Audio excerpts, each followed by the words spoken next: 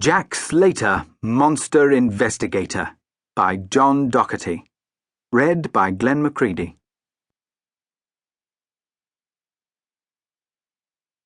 Chapter 1. I was just in the middle of a lovely dream when my bedroom door opened and the light from the landing woke me up. I groaned and opened my eyes. Two timid-looking pyjama-clad figures stood there, shuffling sheepishly. Please can we sleep in your room tonight?" one of them said. I groaned again and sat up. "What's wrong?" I asked, even though I knew what the answer would be. "There's a monster under our bed." Sighing, I swung my feet out of bed and into my slippers. This was the third time in a week, and I was starting to get a bit tired of it. "All right," I said. "You two snuggle up in here and go back to sleep. I'll deal with the monster." "Be careful, son," said the taller one. "I will, Dad," I said. "Sleep well. Night, Mum." I closed the bedroom door behind me and switched the landing light off. My parents don't believe it, but a light outside the bedroom does nothing to keep monsters away. It just makes them harder to see. Poor Mum and Dad, though. It can't be easy for them having a son who's, though I say it myself, the world's greatest monster investigator. I took a deep breath when I reached their room. The big double bed was right against the furthest wall, and I had to get to it in under 5 seconds. Walking.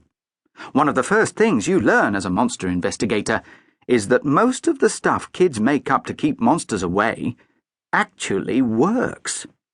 Hands up if you've ever counted to 5 while you got into bed. I thought so. "Okay," I said to myself. "Here we go." 1, I counted aloud, stepping into the room. 2, walking as quickly as I could, but not running. You mustn't run, or they'll get you. 3, nearly at the bed now, but I had to get into it by 5. Properly under the covers, up to the shoulders. 4, I reached the bed and jumped onto it. Once you get to the bed, you can go as quickly as you like, but you have to keep counting, fair and square.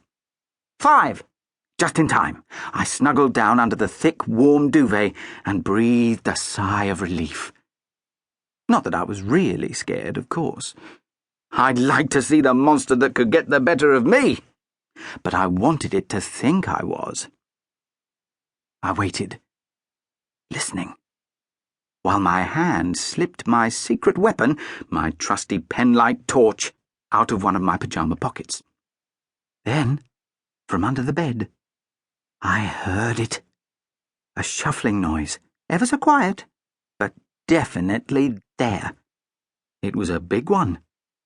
I listened carefully until I could tell which way it was facing, and I was just about to leap out of bed and blast the monster away with a pencil-thin beam of battery-powered light when it spoke. "Jack," it said. "It's me." Recognizing the voice, I lowered my torch. "Bernard," I sighed, relieved. "What are you doing here?" Bernard was my best informant in the monster underworld. If anything big was going down, he'd hear about it, and then I'd hear about it. No question, he was really valuable to me. He was also in one of his moods. "Hey!" he growled. "I've told you, don't call me Bernard. I'm just a monster with no name.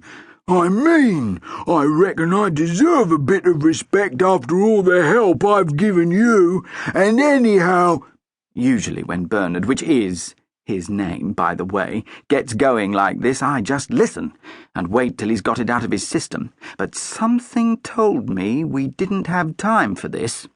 "Not now, Bernard," I interrupted.